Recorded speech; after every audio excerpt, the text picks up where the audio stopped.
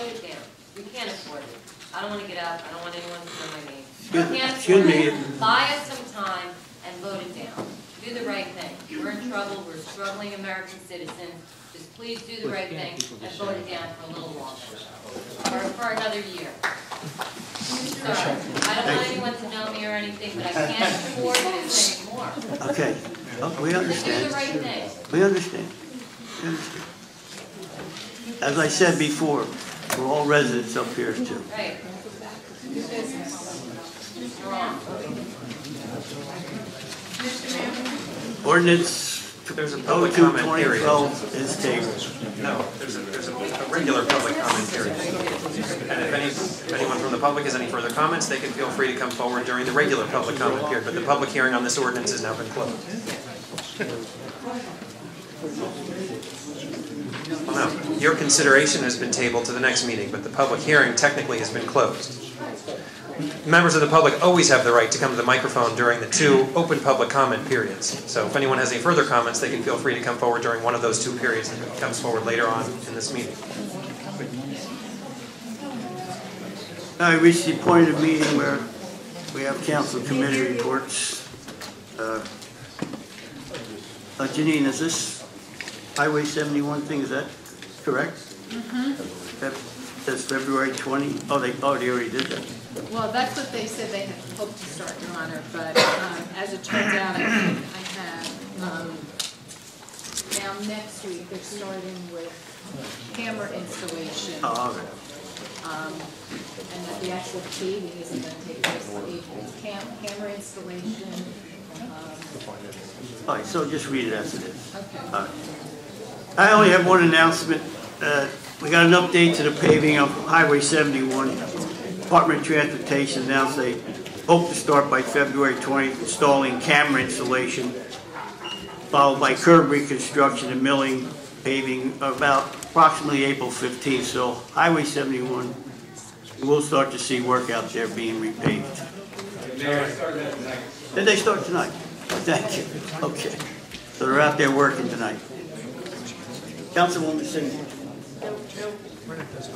Councilman Dibber. Yes. I think everyone's heard enough. Councilwoman Kate. No, I don't have anything. Councilman McLean. No. Councilman Schuler. No. And Councilman Borbeck. We have new business. Are we still in new business? I'm sorry. We didn't get there yet. We didn't get there yet. Almost there. You're waiting for the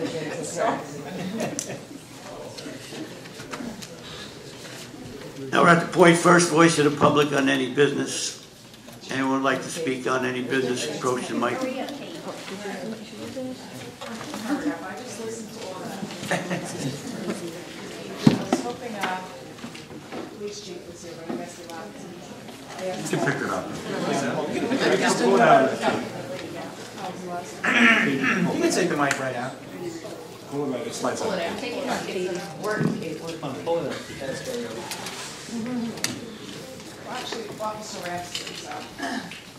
Good evening, Mr. Mayor and Council. My name is Kate Mollony. I've been a resident of Spring Lake Heights for the past 10 years, 809 Lake Avenue. I've been employed at the Spring Lake Heights Elementary School for the past 7 years, where my children also attend. My oldest son is a teenager, and the most recent suicide in town has really affected him. I'm here tonight to reach out to our community, and especially the Spring Lake Heights Police Department, because I feel that as a whole we need to get a better grip on the drugs and alcohol problems in this town. We have lost many children in our town and surrounding areas due to senseless suicides. Many parents and teachers have tried to help. Jeff Algor is here. He's one of the parents that is very involved in the Samaritan Center in Manasquan, and that has helped many of our kids, but there definitely needs to be more. It is a known fact that drugs are sold in our town. It is a known fact that underage drinking takes place in many homes. Some parents encourage underage drinking in their homes so they can keep an eye on their children. I will not be one of those parents, and I am not here to point fingers or question anyone's parenting. But if the Spring Lake Heights Police Department is aware of these illegal actions, then why isn't anything more being done? We are told they are doing their best, they need more info, they need more phone calls, but if the proof is right in front of them, then what more do they need? Just a few weeks ago, our children were almost run down by a young boy who apparently was going through a drug overdose right up the street from my house. The police were informed of where they were coming from, but nothing was done. Some of the neighborhood kids have witnessed drug transactions right in the same vicinity. Approximately 1.5 years ago, my family was awakened at 2 a.m. by someone trying to get in our front door. When the police arrived from Seagirt and Spring Lake Heights, lights were shined on this boy. This freshman from Manasquan High School was extremely intoxicated and high. His punishment was being released to his parents. No drug or alcohol program implemented and no follow-up. We as adults get severely punished if we were to drink and drive or get caught with drugs. Allaire Park, there's cigarettes all over the place, there's beer bottles all scattered throughout the park. If any of my children were ever caught either underage drinking or ever taking drugs, I would not want them to be released to me. I would want them to be released to a juvenile detention center. I would want them to be extremely afraid of ever considering this behavior again. How is it that juveniles get lesser penalties than adults? While we love the presence of Officer Kenny and Officer Ray in our school, they come to our school often to talk to the students. While we love their presence, we feel that more needs to be done. We at the school have tried to reach out to our students through various assemblies, and the peer leaders in the school also communicate with the students. Coming up, we are hoping to have some inmates come and speak to the students to let them know that there are extreme consequences when taking drugs and alcohol, and that these behaviors usually leads to much more. We have had the Monmouth County Prosecutor's Office come and talk to the students regarding the dangers of Facebook, pedophiles, and numerous other things. I myself can go on Facebook and see local teenagers talking about drinking and drugs, but is our police department doing that? You don't have to necessarily be friends with these kids. We need something more for our children. In the past, I've inquired about a rec center or even a town pool. Everything has been shot down. Nice, warm weather will be here soon, and I can tell you the kids from out of town will be here taking over the courts on Ocean Road, and our children are usually intimidated to play there. Is it impossible for these kids to have tougher consequences? I want these kids to know if you want to play, you are going to pay, not just a smack on the hand or a verbal warning. Yes, we as parents need to take control of our kids, but it can't just stop there. Peer pressure can be deadly, as we have all experienced it, and we need a change, and we need it now. Thank you.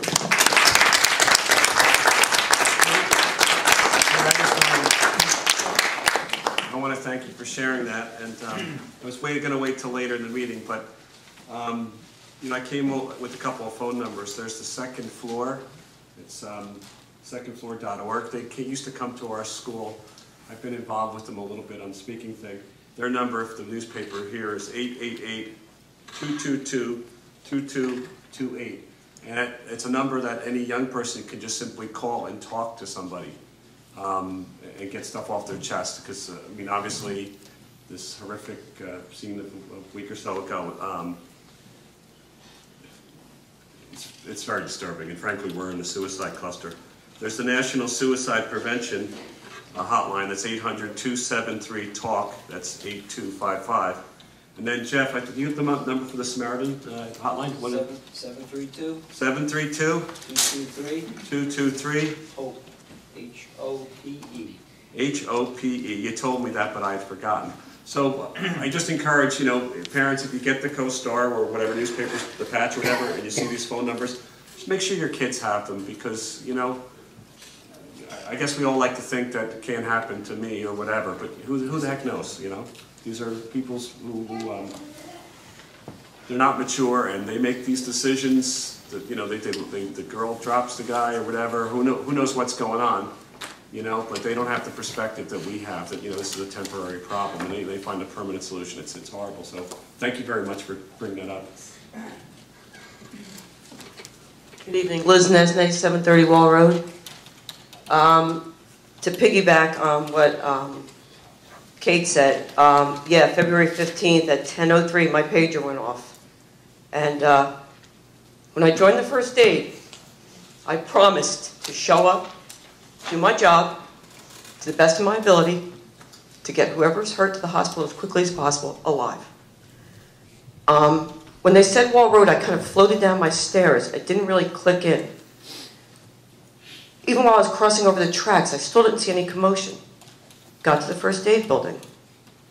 It's like God just put a shield over me, like, don't panic, just get there, do what you gotta do.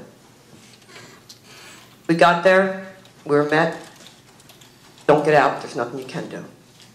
What I didn't promise was that I wasn't gonna cry, that I wasn't gonna get upset, that my spirit wasn't gonna be destroyed.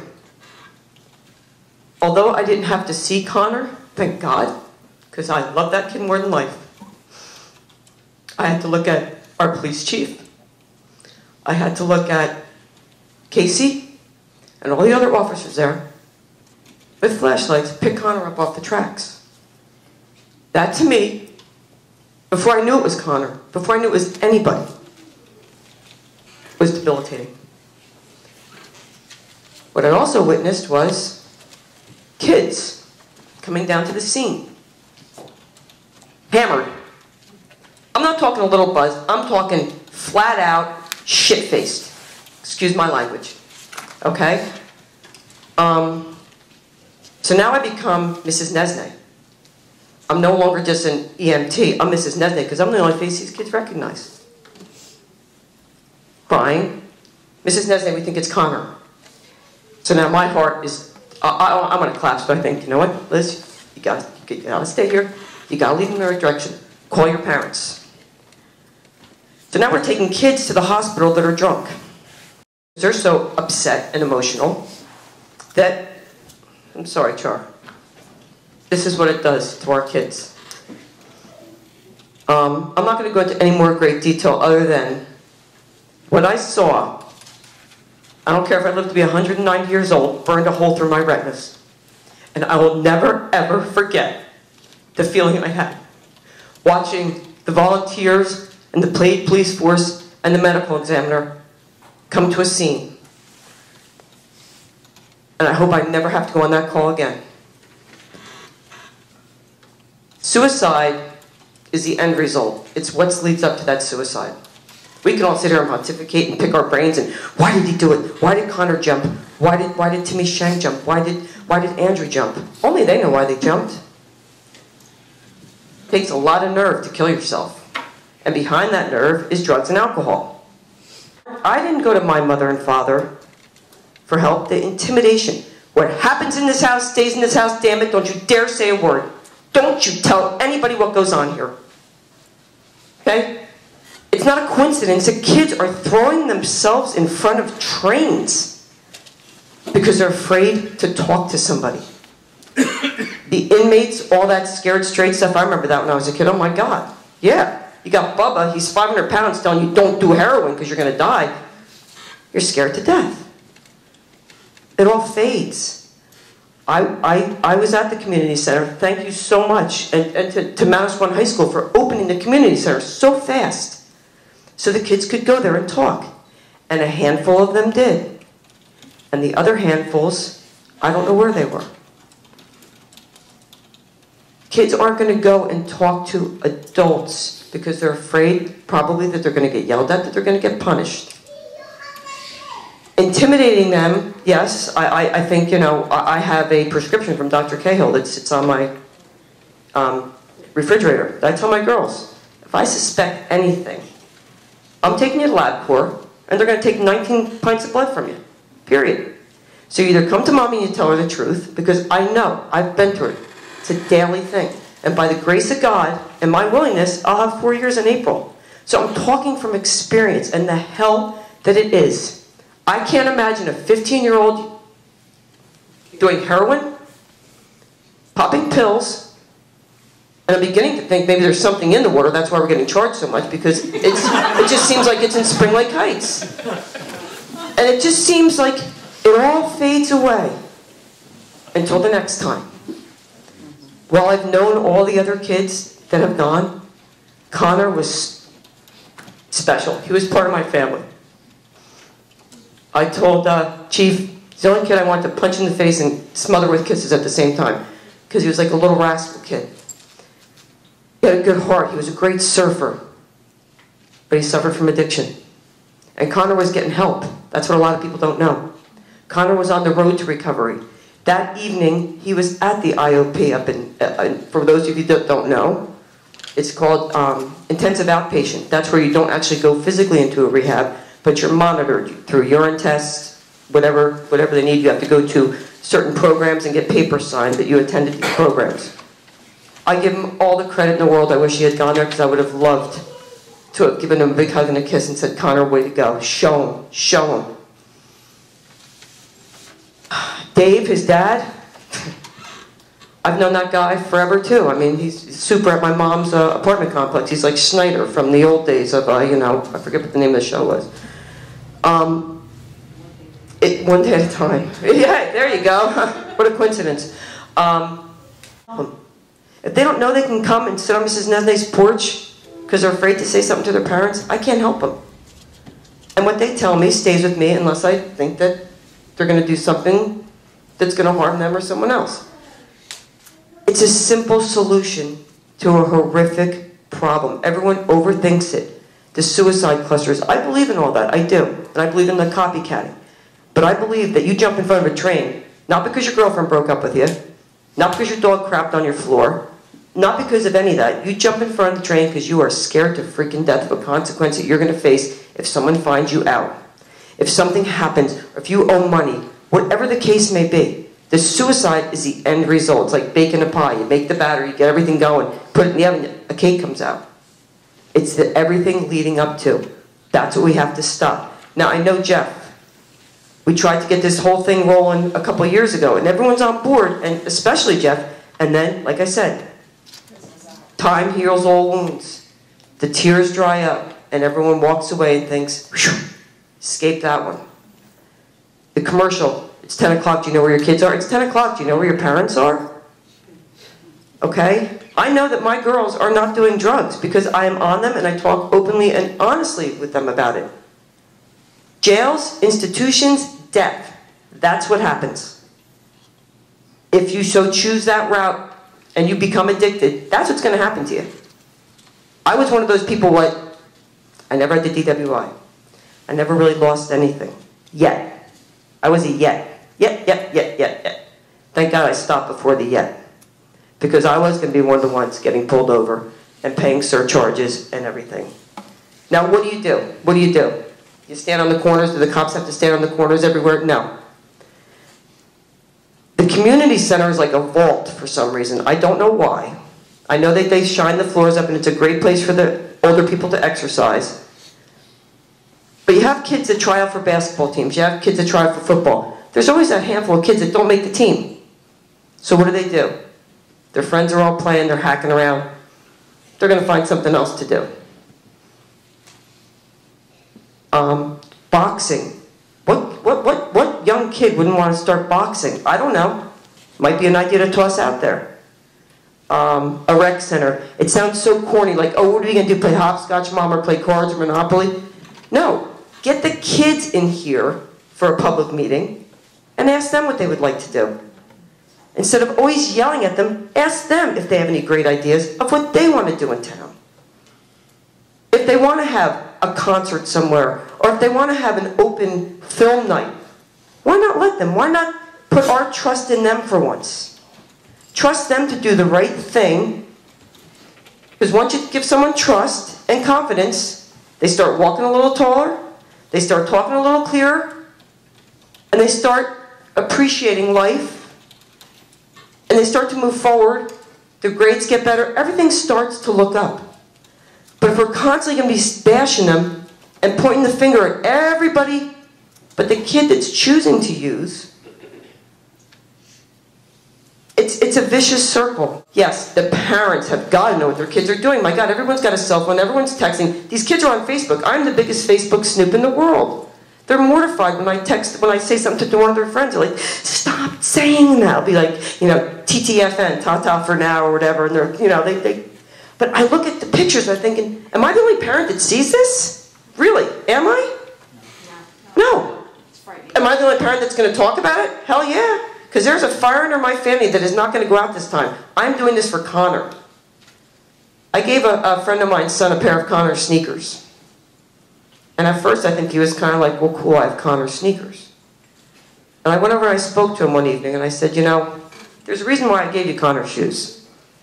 Number one, you were a very dear friend. Number two, I want you to wear them. I said, because those shoes took Connor to some really bad places. He walked around to some really bad situations.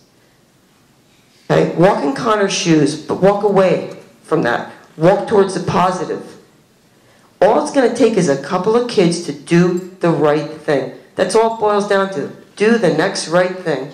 Do something positive, and they're going to follow. If they're following with the bad stuff, they're going to follow with the good stuff. It's a no-brainer. So I told him, I said, walk the walk. Do anything you can. And I'm not even saying this kid is involved in drugs or drinking. I don't think he is. But just show, make a point with those shoes to walk somewhere different, to walk away. You know, I always tell my kids, and they're like, she's going to be mortified. It's hip to be square. It is. You know? There's nothing wrong with having a clear mind at the end of the day. And for people that can drink, God bless you. I happen to be one of those people that can't. And it took me till I was 44 years old to figure that crap out. I'm glad I did. Because now I can be of service to someone else with the knowledge that I have attained. And I feel like it's not a matter of if I want to. I have to. I have to. I can't put my head down at night knowing that this is going on because parents are ignoring it or going away on vacations and leaving their kids home or pretending. Okay, if I see your kid's name in the Coast Star, you certainly see your kid's name in the Coast Star, but if they're under 18, they're protected. It's a bunch of crap. You know? Yeah, it's the law. But you know what? We all know who the kids are. You see the address, you see the roads, whatever. So it's no big secret. So, I guess in ending, all I'm saying is, yeah, it's got to stop. The suicide, this, that, the other thing. Something's got to start. And I am on board with Jeff, he knows that, with the chief, with anyone here that has any suggestions. Something's got to give, something's got to start for it to stop. And that's pretty much all I have to say. And if any of you, I've spoken to Sarah, call me anytime. I'm more than willing to give suggestions to help out in any possible way that I can. Because the word's got to get out. And if I'm the one that has to do it, so be it. Thank you. Thanks. Thank you.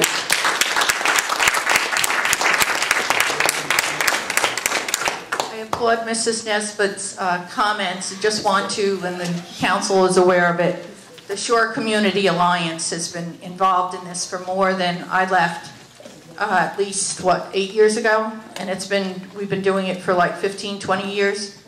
20 years when it first started. And the Heights was one of the original towns to start it. I've worked on the rec, and I'm, yes, the person who has the community center for the seniors for the activities. Okay? And there is time, and I've worked with any groups, okay? But to say that we have to find things, I've been before the council before about skateboard parks for the kids. The kids are all over. It's something they like to do. Doesn't have to be big areas. We can find some things.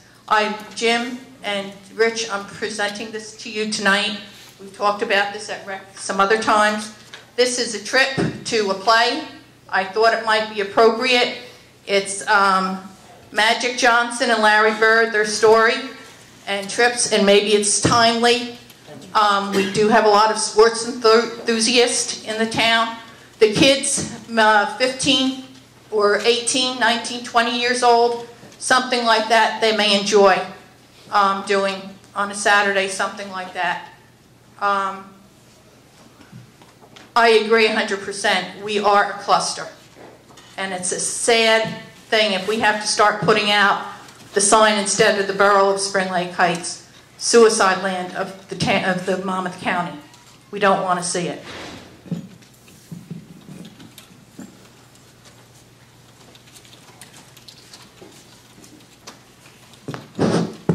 Check. Jeff Algor, Norman Terrace, Spring Lake Heights.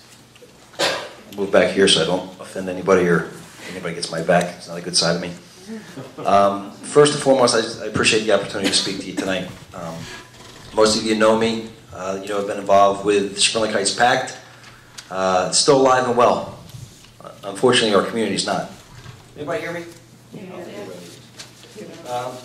In a nutshell, about almost 4 years ago, I was asked by the then Mayor, Elwood Malik, to start up a steering group. He says, Jeff, in a nutshell, you know the people at the school, you know the people in town, you were a former police officer here in town. I think I'd like for you to see what you can do about this newfound term called contagion. And that was after the second suicide. This is after Andrew. And I'm sure most of you have these like I do. And I just took them out of my Bible tonight. You know, first there was Bobby Bannock in January, who passed away. Then we had Timmy, okay? And every time another person takes their life, don't think for a second that it doesn't have that ripple effect on every one of those families and every one of their friends and this entire community. Okay? And then after Timmy, okay? Then we go, we got Andrew. Think Andrew was suffering? Think Andrew had some issues with the allegations of what was going on in St. Rose? Yeah, his plate was pretty full. So here's Andrew. Then after Andrew, his dad starts hitting the bottle heavy. He had a problem. Good guy. Worked right here in town. That was his office right across here. Okay, he was one of us. He worked here in town. So at some point he decided to do some stuff himself, and he's no longer with us. Then there was another kid. Matt. Oh, by the way, did I mention that I coached all these kids? Did I mention that I had an attachment, a personal and close attachment with their families and their friends? Okay, I'm not sitting here to testify, so to speak. We're not in church. Okay, but yeah, did I love these kids? Yeah, I did. You know, they were part of my kids' upbringing, part of this town, a part of every one of us, part of our fabric as to what always had in the past made this town incredible. So incredible that I wanted to move my wife and my kids back to this community in the house that I was raised and born in. Okay? Mrs. King, remember her over at the house with my mother for coffee years ago. People throughout here, I've seen you in town. I've either coached with you, I know you, I've coached your kids. You've been a part of my life, I've been a part of theirs. I've always had a sense, as a coach, to teach more than the game. The game is the game. It's going to be there, and it's going to be gone. I always wanted to play professional baseball, and if it wasn't for talent, speed, or ability, I would have been there. All right, so I went with my second option to become a New Jersey State Trooper, and I've proudly served for almost 25 years. Now, that being said, I've seen some grisly sights. I've seen some real nasty stuff that we won't talk about. As grisly as the horrors that you've seen on the tracks. As grisly. People's bodies, kids' bodies twisted after they got hit by a car. Unrecognizable. People that have had to die for it, to give their families some kind of closure. Worked up at 9/11 for 10 days. Okay? Ring a bell? We got some folks from town here that I was looking for. Couldn't find them because there's nothing left to find. Let's go down to a trooper that I knew. Scott Graham, a state trooper. Suicide took him too. Okay? So it's not just us here in the community. It's something that goes on and on and on. It doesn't stop. And here's, of course, Andrew Clark Sr. And now we have Connor. What I've seen is this. In my experience, I've studied suicidology. Okay? I've actually been one of the few people that have gone out to try to understand better what is this contagion. How do we deal with this? Talk to Dr. Schaefer, who's a well-renowned expert. You have people from Columbia, Yale, Harvard. This isn't Jeff Algor with just his master's talking to you. I've talked to some doctors that really have their game on and so-called understand what's happening with suicidology and exactly the contagion effect. And the scary part, folks, is it comes in and it goes the same way, mysteriously. They don't have an actual idea. The experts in the field do not know why it starts, why the copycatting takes place, and then why it leaves so mysteriously. So I'm here to tell you, and I'm here to scare you. I'm here to scare you straight. As parents, I have 3 wonderful children, and I'm sure everybody here has kids of their own. And if you don't, well, borrow a kid. Get to know a kid. But I'll tell you this, I am not on earth to be my kid's friend. I have rules. I'm a strict dad. Tough crap, that's just the way it is. So, you know what? I also take the pressure away, the peer pressure, by being that state trooper away from my kids. Oh, you know, Mr. Algor, you know, he's not gonna go with that. So now them, for not drinking and drugging and doing all the other kind of crap that they could have done growing up, I kind of let them off the hook. Because, oh, go over there, man, it's dry house. Great. Come over here, use the ping pong table, the pool. Come over here and have fun. You guys remember, I mean, I'm looking in the crowd, most of you is around my age, although I have gray hair. But, back in the day, we were taught resiliency. Because we didn't make every single team that we tried out for. We didn't get a participant trophy when our team didn't come in first.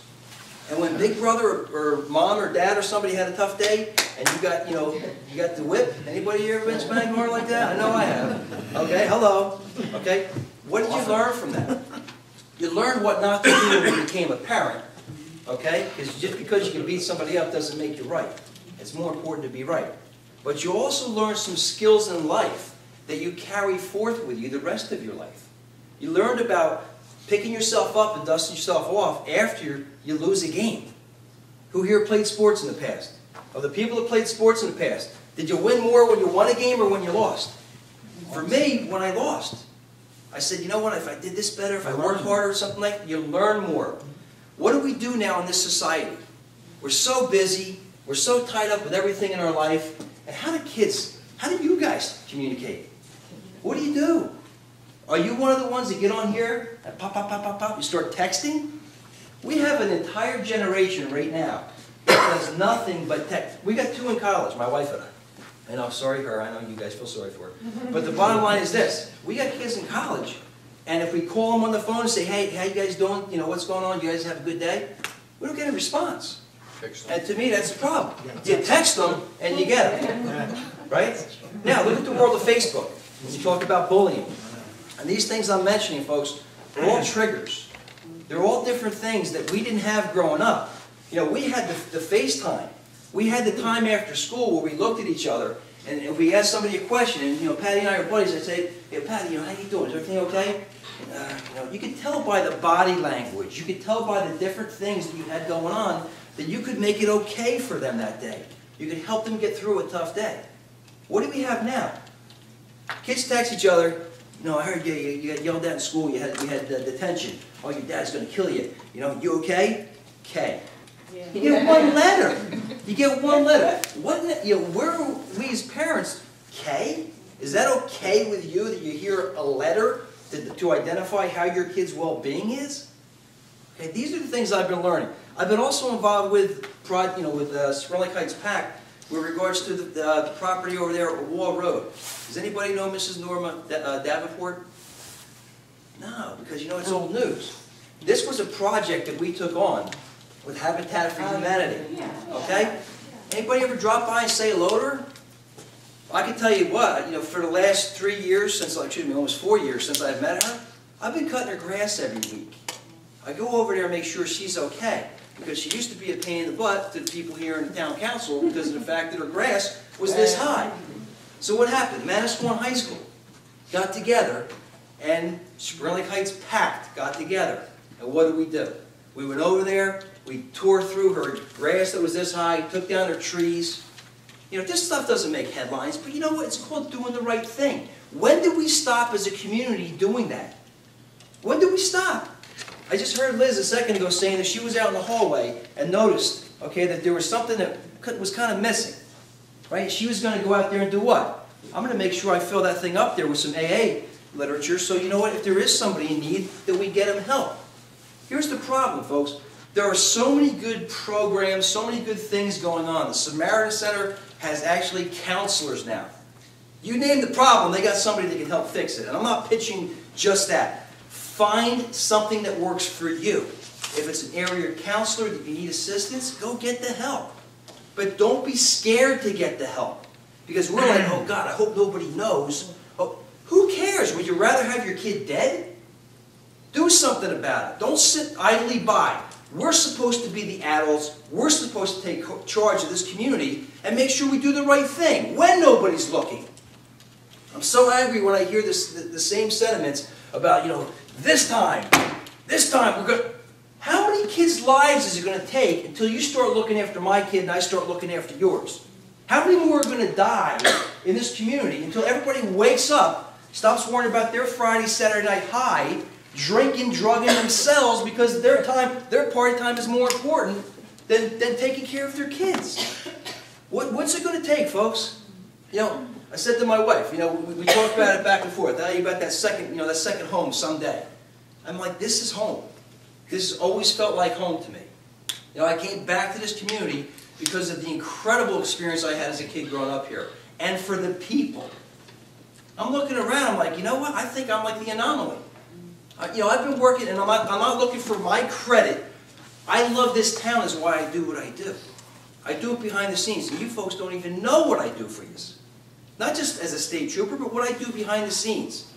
Anybody been to Surf Jam? Have you ever heard of Surf Jam? Okay? Peter Cancro, phenomenal philanthropist. The guy who owns Jersey Mike's. Phenomenal guy. He provides all the food for a couple hundred people.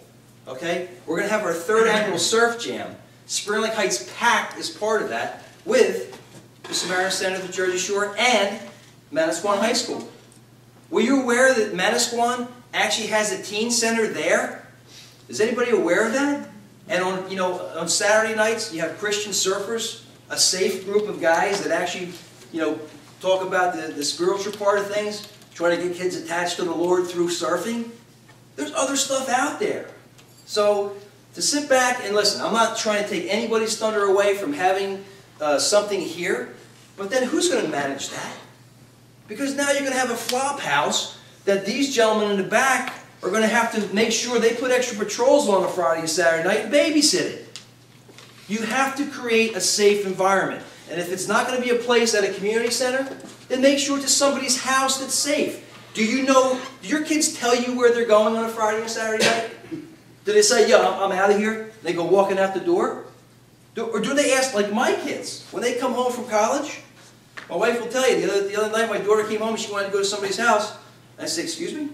Well, you're not going, right? You're asking permission. Right, that's how it goes in my house. I don't care that you're going to be 19 and that while you're away at school, you have freedom because I can't see you, but I still can come get you. Okay? But the bottom line is you got to put that little degree of fear factor. You got to put that little degree of fear factor in there that what if I get caught? Why do people not always speed? You might see me. No, it's because if you get caught, you're going to get a ticket. Okay? That's the only thing that saves people from just riding around like they want to. Why isn't everybody robbing a bank? For that fear you might get caught. Okay? So we got to instill that. We got to make sure that there's a fine line between respect and fear. Okay, good people usually respect, bad people fear, and I'm okay with that. I want criminals to fear me. I want them to fear me really bad. Okay? That's why I'm serious at work. But I'm serious about this stuff too. It's huge. Do you accept your kids lying to you? A little lie? How far is a little lie? A little lie is going to lead to a big one. And it's going to bite you sometime real soon. Because as they get older, little people, little problems. Big people, yeah, that's how it usually goes. So to sit back here and just say, wow, God, I wish, man, you know what? Because the cycle is set. So just in case you haven't realized, what Liz said is exactly true. The cycle is set. It goes from shock and awe when something like this happens. After shock and awe, it goes to, oh man, all right, so I'm sad. Oh, now I'm going to go from sad to anger. I'm angry. Is everybody here PO'd about what's going on? Sure. What follows that? It's the cop's fault. No. It's the council's fault. No. It's the school's fault. Yeah, the school. The school's supposed to raise our kids, right? No, they're supposed to educate our kids in concert with parents. It's supposed to work together. It's supposed to be a partnership, just like working with law enforcement. These guys are out there trying to do the right thing. But these guys, they don't know where all the parties are. There's like 2 guys working a shift here because we want to keep the cap down. I get that. I worked here. It was me and John Barkus for Midnights for a long time. And the chief and I a long time ago.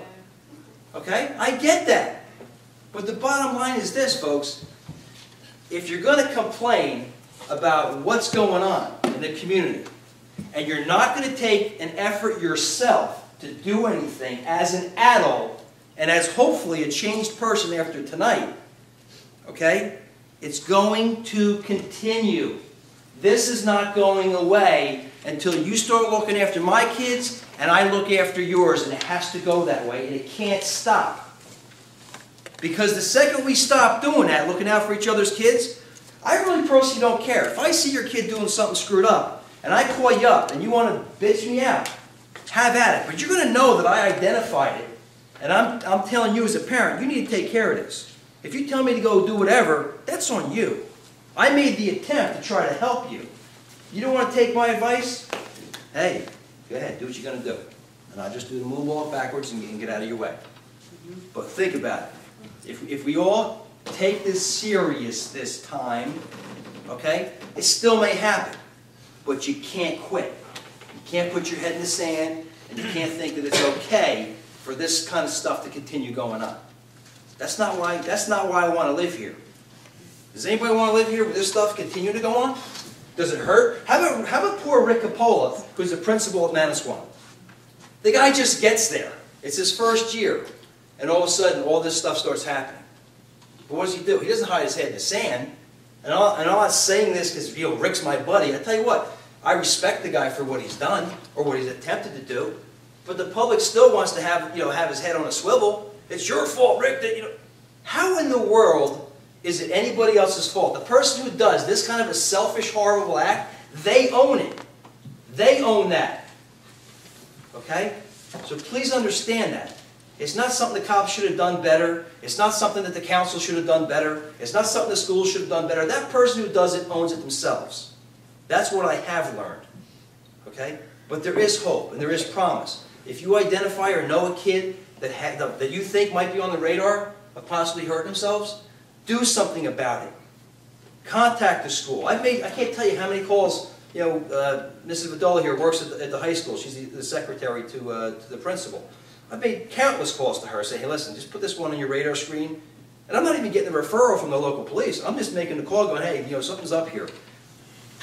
She'll make the call to Denise Wegman or Sue Talone McCoy. And they're like, yeah, we know about this. Because if we don't, how are you going to sleep at night?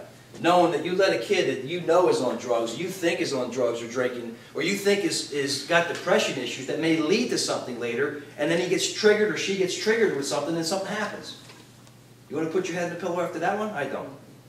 So I'm sorry, I don't mean to be talking down to you, but I'll tell you what, it is something that's been very, very important to me, and I think it's important to our community. So I hope my animation will hopefully, you'll take this and you'll spread the word, and you'll get people to come out to Surf Jam and see a day of good music, good free food, and giveaways, and be together as a community.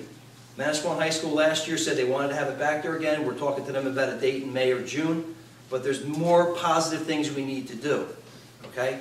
And if you guys have ideas, please bring it up. But again, these events are never well attended. We have parenting workshops and all kinds of things that go on. And it's the same cast of characters. Almost like the same people.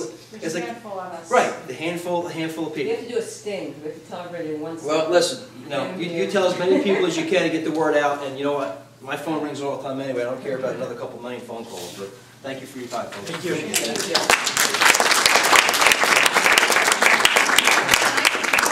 There's also been 3 senior suicides. It's not just the kids in this town. So we have to be aware. Anyone else like to speak? Just one other thing no one else has mentioned. There is something called Project Pac-Man out there. My daughter's involved in it. Our son is involved in it. Kids who are musicians, they get together every Friday night from 7 to like 9, 9:30. Some of them, like my daughter, might sneak out a little early so they don't have to break down the equipment. But it's another great outlet for the kids. And there's lots of things out there. I mean, I've watched, I've lived here for not as long as some of the people. I've lived here a long time. I went to Manasquan High School, and I've watched my oldest daughter's heart break every time one of these things have happened. And the same for my youngest daughter. And as a parent, when your daughter's in Maryland and she's dying over something like this because she's just destroyed, and there's nothing you can do, it breaks your heart. So, I don't have any answers. I just don't. If I did, I wouldn't be sitting here. But, there are other things out there, and there's lots of kids who are out there who are involved in them, and you can find them if you want them. I'm sorry to try to talk for 2 more seconds. When I came home from work, my wife said, "You got to see this. Your son just posted something on the Sprint or on Facebook." That was awesome. Okay. If it was good, thank you for saying that. If it was good, please share it. If it's not good, nothing, something you can use, don't use it. They actually did a thing at Moravian College where my son and daughter go, and it was actually about depression, suicide, somebody that they've lost. And I was looking at this, they had these cue cards about what happened, and Jeff's like, I lost 5 good friends. And then, then it has a flip to the positive side about what's going to take place in the future, about how they're going to take something so negative and turn it around and try to make sense of it and try to do something positive with their lives. There's people that, lost their mother to cancer and all these different survivor stories. So I think it's very important to understand that the kids need to learn resiliency from us. That's something that we have to show them, sometimes examples. I'd like to try to get a hold of some people, and I'm going to be trying to work on something in the future with some of our American soldiers that have actually lost body parts, to kind of let people know, guess what, these people were fighting for your freedoms. They don't get paid a lot, but most of them will tell you, I'd do it again if I had a chance to. And I worked at the Hannity Freedom Concert for a few years, and these people, I thought these guys were kids, guys 18, 19 coming back.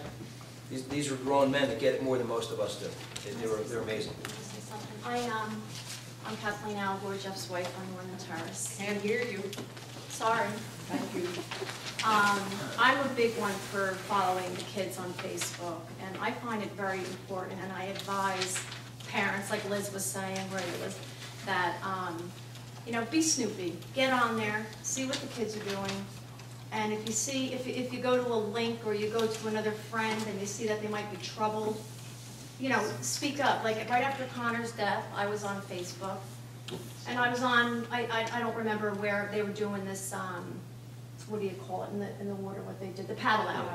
So I was on the paddle out, and it brought me to this boy's name that I went to, and I was reading what he was saying, because he had no privacy set on his Facebook account. And I went right to Jeff, and I said, this boy has to be watched. And I was glad that I said something to Jeff, because Jeff went to the high school, and thank God to find out that this boy was on their radar. But I think what us parents need to do is go on the kids' Facebooks, go on the Twitter, follow what your kids are saying. I have found out so much about my own children when they're at school and they're having a bad day, and because the kids just put it out there. So follow it. I just suggest that strongly to all the parents. And I wish that there was people from the school, honestly. At Manasquan, we do everything. I cannot even tell you. I'm at the front desk, and I get the whole line of fire, as you guys know. The phone calls, I get the phone calls from the police, from the parents, my kids in school. It goes on and on and on. We've got Project Serve we were lucky enough to get, because unfortunately we are in the cluster. We have been on top of everything. I have the teachers in my room every day that are not talking about Dunkin' Donuts or they're getting their hair done. They're talking about your kids. I look at every kid in the hallway. I look at their eyes. I want to see. I want to make contact with them. We're all like that. We all feel that if we can touch one person, that we maybe made a difference that day. And we just take, go on. Big thing that we started, which actually, Jeff, I think that's what I forget what you mentioned, but it was Life is Good Club. That's what came as a result. It was one of the first ones that came out of Timmy's death. And there's a component at the elementary school. What are they doing? Because the age is getting closer, guys. It's getting closer. My daughter's 12, she's going to be 13. We were in Aruba. I'm on the crisis team at the school, and I went to the New York Times, and I see training. I knew without opening it where it was. By the time I got back to my daughter, she woke up, and by the time, she already had found out. And she's like, I know him. So now my daughter's 12. You have to understand, too, when you talk about adults, when we had our first one, Timmy Shank, who was now, how many years ago was that, 4, 5? Okay, so you had all those kids that were in school then affected by it. It funnels down year after year. Then we keep on praying, God, don't let it be, this class is going to be the one that's not going to be affected, and then it happens again. So now you're down to the freshmen. Now, you had it down, it's in the elementary school. Now the elementary school kids know, they were at the paddle alley. I made a few phone calls to parents because ability for their own actions, and I've been sitting back listening to it, and that's what it's going to take. It's going to take more than just talking in here and saying, oh, well, let's do this. This is what we always end up. Let's form a committee. And where's the committee go? Like Jeff says, 5 people show. And it's easy to point fingers and say, we didn't do anything, you didn't do anything, the school didn't do anything. You know what? The people aren't hearing you. Nobody's hearing us. We're hearing each other. We need to know, for us, we need to know when it's happening. If you see, oh, there's kids drinking down the park, well, somebody call. Oh, no, I don't want to be involved, I'm sorry. Let somebody else do it. Oh, well, you know what? It might get back, or they might attack my son or daughter. Well, gee, you know what I mean? We're out doing other things. You know, and you could say, isn't that important, what we're doing? Absolutely. Everything that we do is important. We're doing it for you. We're not here for us. These guys aren't here collecting a paycheck. They're out doing things. Zach's been here all night listening to this. It's not because he's forced to listen to it. He's concerned. He's a member of your community, the same as Jeff is. I just want to set the record straight. These guys are pouring their hearts out for you. I don't want to hear a bashing or anything like that. Nobody's bashing them. I'm only saying. Yeah. Yes, they are. No, that's what struck me, is watching you guys with the flashlights kill me. Because I know that you have families. Excuse me. I appreciate everyone being here, what you said, we thank you for what you do, but we don't want it to turn into a contentious thing. That's not what it's about. We're supposed to get along, to not maybe solve the problem, at least try to find some kind of common ground and find out exactly why these things do occur. I think Mr. Algor explained pretty well some of the problems that are out there. Yeah. But I appreciate what you do, Liz. Thank you for what you said. I appreciate what this lady said. I'm sorry I didn't get your name. Mrs. Mollony. Kate Mollony. Kate, thank you, Ms. Maloney. Sure. I thank Ginny, Mrs. Algor. I thank you, Jeff. We appreciate what you do and what you said. Thank you very much. Does anybody else have anything they would like to say? Yes. Mr. Mayor, I think you may be able to hear me from here. I thank you for my participation at this meeting. I thank you. I'm delighted. I always stay to the end of a council meeting. Many things, important things, come up in public comments. This is one of the more important things that has been addressed. It doesn't concern me personally. I have no children, but I have friends, close friends, and I'm concerned about them. And I don't bash the police department. I support them 100%. I think the job they have is, well, it's frustrating. It must be horrible for them to have to witness what they do and know that they're hurting people and whom they want to help. And I think that's true of all of us. I regret that some people, they do it in other towns. It's not unique here. They get up when their subject matter has been discussed and they go. And they're not party to the other problems that affect the population of the community. And I apologize if I have offended anyone, but I want to tell you I will attend more of these meetings. I do hope you would address a problem like this with a workshop, and instead of putting it into comments at the end of a meeting. I think that is why some people have departed. But I appreciate the opportunity to speak to you. We appreciate you as well. Thank you. Anyone else like to speak? Seeing no hands, we please have a motion to close the meeting. I'll second it. All in favor? Aye. We reached the part of the agenda for new business, and this is the consent agenda with all the resolutions. Anyone? And I added resolution 63-2012 on your consent agenda. Fred, is that okay?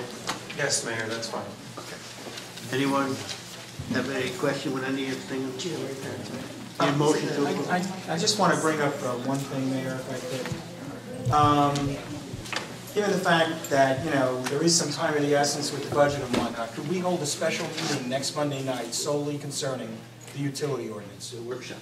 Absolutely. Sure. What, And make it public? Make it public.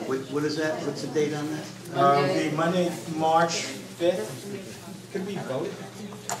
I would suggest that you make that just a workshop workshop meeting, and then because go to a the lot of next- people have left at this point in the meeting, and they were under the impression the next time you're going to address this is going to be your next regular meeting on the 12th, but There's an environmental commission meeting here. Yeah, it'll be in the paper. Bridge, environmental commission. What time? Make it, This is the 5th. make it before, like 6 o'clock. Monday, March 5th? It's 7. Monday, March 5th is your meeting? 7. First Monday every month. Make it at 5:30 or 6. We'll make it at 5:30. Everyone okay with it? Is everybody okay with Monday, March 5th at 5:30? I'm okay. and again, it's just a workshop session. And we'll make certain that this is publicized so that the public is Public aware. meeting, so everyone's invited. Yes, Monday, March 5th, 5:30, a public workshop on the utility question. We include that in the consent? As part of the consent agenda. That's included as part of the consent agenda. We have a motion for that, please? Make a motion. Second? Second. Roll call. Hold on, I just want to make certain, the motion and the second, was that to add that to the consent agenda? Yes. And then you'll vote on the whole consent agenda Yes. together with that as part of it? That- Okay. Everybody got that? Yep. So there's a motion and a second, you just need a vote. The whole package? No, this vote is going to be to add that item to the consent agenda. I need a motion and a second. You have a motion and a To second. add roll call for March 12th, 5:30. March 5th. March 5th.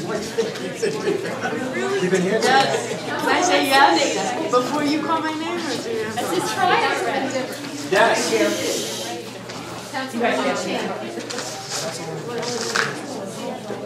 We're voting on whether we're amending the consent agenda. Oh, yes. Yes. Councilman Schuler. Yes. Councilman Warren. Yes. Motion passes. So that's not part of the consent agenda, now you need a motion I'll and a make a second. motion to vote on, to approve the entire consent agenda. I'll make that motion. Second. No questions? Roll call, please. Councilwoman Cynthia. Yes. Councilman Dibber. Yes. Councilwoman King. Yes. Councilman McLean. Yes. Councilman Schuler. Yes. Councilman Warbeck. Yes. Motion passes. Thank you. Second voice of the public for new business only. If anyone would like to speak on new business. Hurry.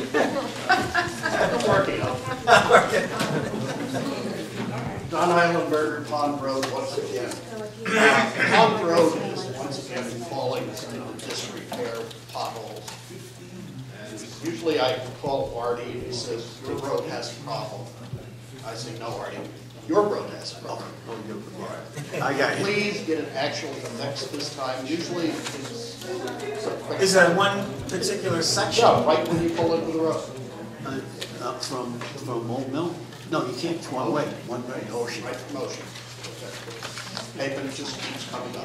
So, maybe 10 foot of it ripped out. They do it for you? Jim's department. Jim, you get that? Got that? I didn't have any problems with